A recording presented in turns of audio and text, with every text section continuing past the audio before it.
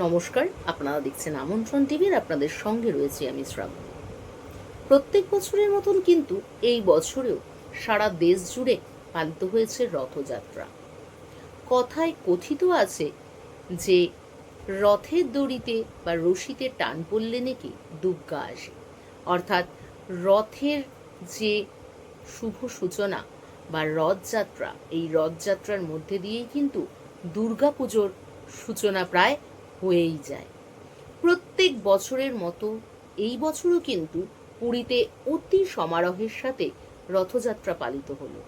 সেখানে কিন্তু প্রত্যেক বছরের মতন এই বছরও লাখে লাখে শয়ে শয়ে কাতারে কাতারে মানুষ ভিড় জমিয়েছিলেন প্রভু জগন্নাথ দেবের রথের রশিতে টান দেওয়ার জন্য। এবছরও কিন্তু তার অন্যথা হয়নি। শুধু পুরী নয়, পশ্চিমবঙ্গেরও বিভিন্ন জায়গায় কিন্তু অতি সমারোহের সাথে রথযাত্রা পালিত হয়। তার মধ্যে উল্লেখযোগ্য হচ্ছে মাহেশের রথ।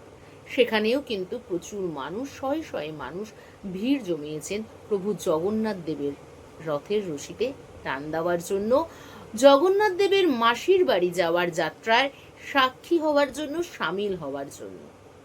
এবছর নতুন সংযোজন যেটা দীঘাতে জগন্নাথ দেবের মন্দির। হ্যাঁ, দীঘাতে যে পুরীর আদলে জগন্নাথ দেবের মন্দির তৈরি হয়েছে, সেই মন্দিরে কিন্তু এবছর অতি সমারোহের সাথে রথযাত্রা পালিত হলো। দীঘাতেও কিন্তু প্রচুর মানুষ ভিড় জমিয়েছিলেন জগন্নাথ দেবের এই রথযাত্রা দেখার জন্য এবং জগন্নাথ দেবের এই পূর্ণ রথের রশিতে টান দেওয়ার জন্য। সেখানে এই রথযাত্রায় উপস্থিত ছিলেন স্বয়ং মুখ্যমন্ত্রী মমতা বন্দ্যোপাধ্যায়। দীঘা, পুরী, মহেশ এই বিভিন্ন উল্লেখযোগ্য স্থানগুলো ছাড়াও কিন্তু কলকাতার যে অলিতে গলিতে রথ কিন্তু পালিত হয়েছে, তেমনই একটি বিখ্যাত রথ কলকাতার ইস্কনের রথ। এই বছরও কিন্তু প্রতি বছরের মতন অতি সমারোহের সাথে সেটি পালিত হয়েছে এবং সেখানেও কিন্তু হাজার হাজার ভক্তের সমাগম দেখা গেছে প্রভু জগন্নাথ দেবের মাসির বাড়ি যাত্রার যে রথযাত্রা, সেই রথযাত্রায় মিন্টো পার্ক থেকে শুরু করে এই রথ, ইস্কনের রথটি তার নিজস্ব গন্তব্য পথে হাজরা হয়ে কিন্তু ধর্মতলার দিকে গিয়ে এক্সাইট হয়ে কিন্তু রথটি ফিরে আসে। সেবার প্রত্যেক বছরের মতন এই বছরও কিন্তু তার কোনো অন্যথা হয়নি। সব জায়গায় কিন্তু প্রভু জগন্নাথ দেবের রথের যে সূচনা বা রথের যে পূর্ণ রথযাত্রা, সেটা সমারোহের সাথে জগন্নাথ দেব, বলরাম দেব এবং সুভদ্রার রথে অধিষ্ঠিত হন দেবতা হিসাবে। কিন্তু এর মধ্যে যে তারাপীঠ আছে, তারাপীঠের রথযাত্রা পালিত হয় কিন্তু একটু অন্যরকম ভাবে। তারাপীঠের রথযাত্রায় রথে কিন্তু অধিষ্ঠিত দেবতা হিসাবে জগন্নাথ দেবকে দেখা যায় না।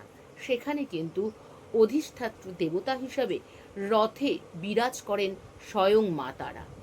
মা তারা রথে চেপে কিন্তু সমগ্র তারাপীঠ প্রদক্ষিণ করেন।